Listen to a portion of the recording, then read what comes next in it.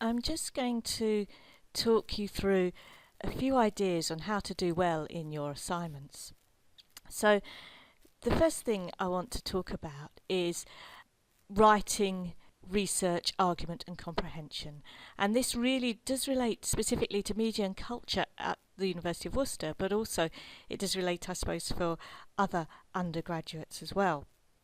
So, these are the four areas that media and culture at Worcester have specifically um, targeted in terms of our marking criteria. So, the first one is argument. So, this is about analysing arguments and coming to your own conclusions. So, if you've done that really well, but you've left out a few debates and ideas that are important for your particular subject area, in this case, media and culture, then you'd probably be in the B, maybe C category. And that's why it's important to read around your subject so you're aware of how ideas relate to each other. If there are real gaps in your knowledge or you're making arguments that are weak or can be argued against quite easily, then you'll probably be in the lower grade range. So make sure you know your subject. If you write an essay that is a rambling argument that doesn't address the question, doesn't highlight relevant ideas, then it probably isn't going to maybe make the grade at all. The next key idea is the research.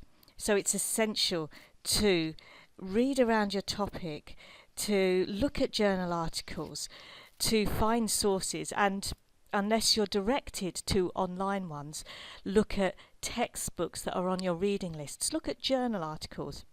Think about the things that you read.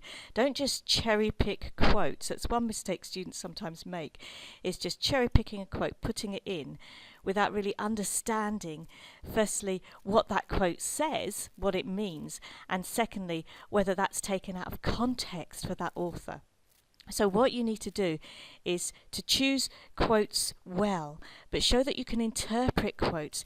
So it's always a good idea to comment on quotes after you've included them. So in order to do well, you'll be doing that in your assignments.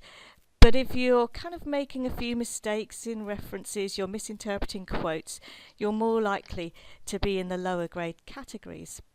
Again, if you've relied totally on websites, and unless your subject allows you to do that, again, you're not going to do as well.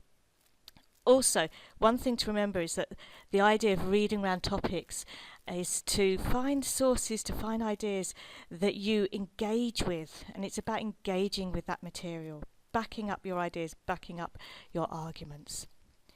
The third key thing that we look for in an essay is your writing.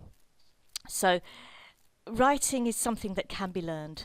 So it's about grammar, it's about punctuation, it's about expressing your ideas clearly and finding ways that enable you to present your work in that coherent structure.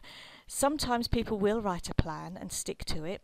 Sometimes people will write out all their ideas first and then go back and think about what they've actually said and what they're trying to say and then impose structure on it. So just find a way that works for you.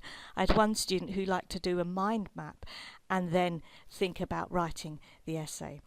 So it doesn't matter how you get there, but as long as the work you present is coherently written, that you've checked for grammar, that you've checked for expression, that terminology that you use is explained. So don't assume that we know exactly what you're talking about by terminology. If there are lots and lots of mistakes in terms of writing, I find myself starting to correct the mistakes, the grammar, the punctuation, and not being so concerned about the content, which is obviously not to your benefit. So try and improve and address your writing style. And the last area that we look at in media and culture here at the University of Worcester is comprehension. So do you understand what the task required? Did you understand the essay question? Did you address it? Did you do what was required? Are there things missing? Have you addressed the wrong thing? So comprehension is important. So you can look at the library guides, which have some Harvard referencing examples in there. You can look at the examples that I put on my virtual learning environment.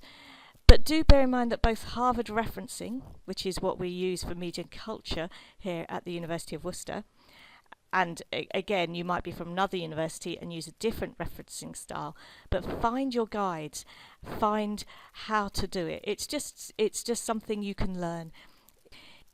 So that's all I'm going to say about writing and referencing, and I hope you found it useful.